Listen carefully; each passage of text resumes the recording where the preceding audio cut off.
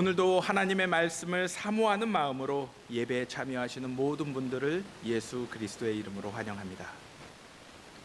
오늘은 사도행전의 교회 탄생 이야기 그 14번째 시간입니다. 지난주 말씀은 아나니아와 삽비라의 비극적인 이야기였습니다.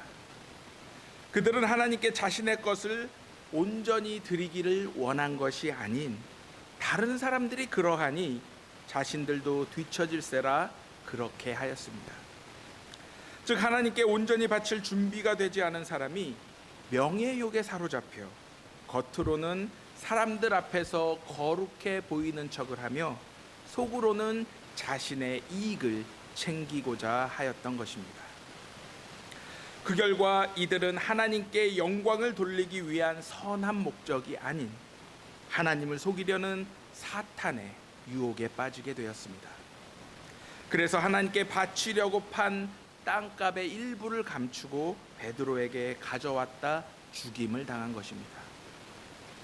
바로 아나니아와 삽비라의 가장 큰 실수는 일부의 재산만을 하나님과 사도들 앞에 내어놓은 것이 아닌 하나님을 기만하고 속인 사건입니다. 이러한 모습에 베드로는 크게 분노하며 차라리 자신의 것을 내어놓지 않는 편이 스스로에게 더 좋을 것이라며 한탄하였습니다. 이들은 교회 내에서 하나님과 이웃을 섬기기 위해 자신의 것을 감사하며 내어놓은 사람들이 아닌 교회 안에서 지도자 행세를 하기 위해 자신의 재산을 교묘히 이용하는 잘못을 저질렀던 것입니다. 이러한 잘못 속에서 그들은 성령을 속이고 주님의 영을 시험하는 사탄의 영에 홀려 비극적인 죽음으로 그들의 인생을 마감하게 되었던 것입니다. 이들은 하나님만을 바라보는 신앙이 아닌 주변 사람들을 바라보며 환심과 인정을 받고자 한 신앙을 소유했던 것입니다. 이 이야기를 들은 온 교회와 사람들은 모두 크게 두려워했다라고 성경은 기록하고 있습니다. 오늘 우리에게 주신 말씀은 이러한 일이 있은 후 하나님은 사도들의 손을 거쳐 백성들 가운데 더욱 많은 표징과 기적을 이루셨다라고 증언을 하고 있습니다. 이를 지켜본 사람들은 감히 그들의 모임에 들어갈 생각조차 하지 못했지만 그들을 아낌없이 칭찬하였다라고 오늘 성경은 기록하고 있습니다. 아마도 이들은 아나니아와 삽비라의 일로 인해 하나님과 사도들을 크게 두려워하고 있었던 것으로 보입니다. 그래서 이들은 예수님의 제자들과 감히 함께할 생각조차 못했습니다. 하지만 사도들의 삶과 그들이 행했던 표징과 기적은 이들이 전하는 예수 그리스도가 누구인지 관심을 갖도록 인도했습니다. 그리고 그분이 진정 누구이신지 마음으로 알게 되었을 때 그들은 주님이 주시는 믿음을 통해 예수 그리스도를 자신의 구주로 영접하고 이들의 모임에 기쁨으로 함께 할 수 있었습니다. 오늘 본문 말씀은 믿는 남녀의 무리가 주님에 의해 더욱 늘어났다라고 명백히 선포하고 있습니다. 우리는 여기서 하나님의 일하시는 방법을 배울 수가 있습니다. 그것은 바로 하나님은 자신의 백성들의 삶을 통해 믿지 않는 사람들을 자신에게로 인도하신다라는 사실입니다. 하나님의 부르심을 받은 사람들이 하나님의 말씀에 순종하는 삶을 살았을 때 이들의 삶은 선한 영향력이 되어 주변 사람들을 변화시키는 출발점이 되고 있는 것입니다. 바로 하나님의 백성이 하나님의 백성다운 삶을 살았을 때 하나님은 이들의 모임에 믿는 남녀의 무리를 더하여 주셨다라고 말씀하고 계신 것입니다. 하나님의 백성다운에서 다운이란 말의 뜻은 이 세상의 모든 사물의 본분을 이루는 말이다라고 국어사전에 정의가 되어 있습니다. 즉 다운은 이 세상의 모든 존재가 본래부터 가지고 있는 의미와 가치를 여전히 유지하고 있는 모습을 말하고 있는 것입니다. 그러므로 목사다운의 뜻은 목사로서 마땅히 지켜야 할 본분을 지키고 있을 때 목사다운 것이 되는 것입니다. 장로다운, 권사다운, 집사다운, 그리고 성도다운 모습도 마찬가지입니다. 장로로서, 권사로서, 집사로서, 그리고 성도로서 마땅한 모습을 지키고 있을 때 장로다운, 권사다운, 집사다운, 그리고 성도다운 모습이 되는 것입니다. 사실 아나니아와 삽비라의 비극적 결말도 이들이 하나님의 백성다운 모습만 지켰더라면 피해갈 수 있었을 것입니다. 하지만 이들은 하나님이 본래 불러주신 그 뜻을 저버리고 자신들의 욕심과 욕망으로 인해 하나님의 백성다운 모습을 저버리고 말았던 것입니다.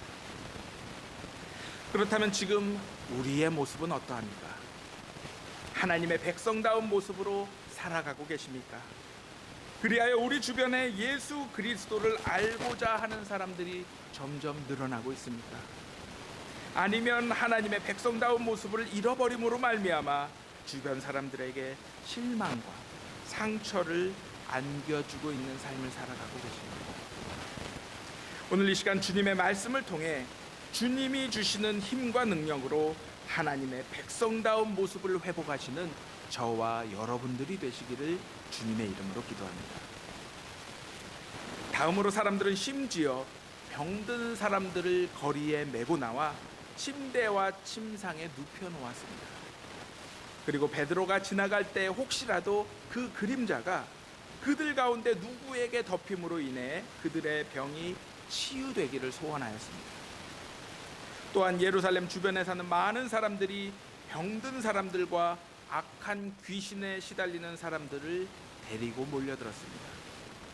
이들 모두는 그들의 소원대로 다 나음을 받게 되었다라고 성경은 기록하고 있습니다. 솔직히 우리의 관점에서 이들의 모습이 하나님의 기적을 통해 자신의 병을 치유하고 악한 귀신을 쫓아내는 개인적인 욕심을 채우는 모습으로 다가올 수도 있을 것입니다. 즉 자신의 이익을 실현하기 위해 하나님 앞에 나오는 사람들의 모습이 오늘 말씀에 등장하고 있는 것으로 우리는 이해할 수도 있습니다. 그런데 사실 우리의 처음 신앙생활을 돌아보면 이와 같은 모습은 아닐지라도 목적에 있어서는 이들과 동일함을 발견할 수 있습니다. 즉 우리의 미래를 위해, 사업의 번창을 위해, 혹은 우리의 자녀나 우리가 가지고 있는 문제를 좋은 방향으로 해결하기 위해 신앙생활을 시작하였을 것입니다. 적어도 우리 모두는 우리 이익을 극대화시키기 위한 목적을 가지고 예수님을 붙들고자 처음 신앙생활을 했던 것입니다. 하지만 우리가 걸어온 길을 돌아보면 우리가 처음 우리 자신을 위해 예수 그리스도를 붙들고자 했지만 시간이 지나면서 우리가 예수님에 의해 도리어 붙들리게 됨을 발견하게 됩니다. 즉 내 욕심을 실현하고자 한 신앙이 예수님과 인격적으로 만난 후 우리의 모든 욕심을 내려놓고 성령의 능력을 통해 예수님이 보여주신 십자가의 길을 기쁨과 감사함으로 따라가는 삶을 살게 된 것입니다. 오늘 본문에 등장하는 병든 사람이 치유되고 더러운 귀신에게 괴로움을 당하는 사람들이 나은 것만이 놀라운 기적이 아닙니다. 저는 우리들의 변화 또한 예수님이 우리 각자에게 보여주신 놀라운 기적이요 하나님 은혜의 직접적인 체험이라 믿습니다. 사실 오늘 본문 말씀은 이전에도 한번 언급이 되어진 말씀입니다. 사도행전 2장에서 날마다 한 마음으로 성전에 열심히 모이고 집집마다 돌아가며 빵을 떼고 흥겹고 순수한 마음으로 음식을 함께 나누었을 때 이들은 백성들에게 호감을 샀으며 하나님은 그 모임에 구원받는 사람을 더하여 주셨다라고 기록하고 있습니다. 그러므로 오늘 말씀이 다시 한번 강조하고 있는 사실은 우리의 삶이 하나님이 일하실 수 있도록 철저히 준비되어야 한다라는 것입니다. 우리가 먼저 하나님의 말씀에 순종하기 위해 기도하고 함께 한 마음으로 노력하며 주님의 은혜와 사랑 안에서 기쁨과 감사함의 삶을 회복하였을 때 하나님은 우리를 통해 반드시 역사하신다라는 사실입니다. 바로 우리 모두는 하나님의 백성다운 모습을 가장 먼저 회복해야 하는 것입니다. 좋은 전도 프로그램이나 전략도 중요하지만 우리의 삶이 매 순간 주님께 영광을 돌리며 우리 이웃들에게 덕을 끼치는 삶을 살아가야 하는 것입니다. 그러했을 때 주님은 우리 가운데 구원받는 사람을 날마다 더하여 주실 것임을 오늘 말씀을 통해 우리들에게 분명히 보여주고 계십니다. 우리에게 놀라운 기적은 자연 현상을 거스르는 기적만이 아닌 매 순간의 삶 속에서 우리의 욕심을 버리고 내려놓고 주님의 말씀을 따라가는 삶임을 기억하시기 바랍니다.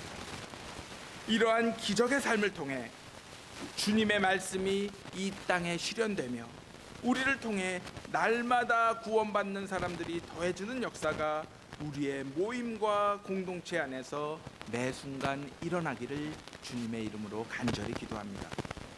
바로 우리 한 사람 한 사람이 철저히 준비됨으로 말미암아 주님의 일에 주역으로 참여하시기를 다시 한번 예수 그리스도의 이름으로 간절히 기도합니다.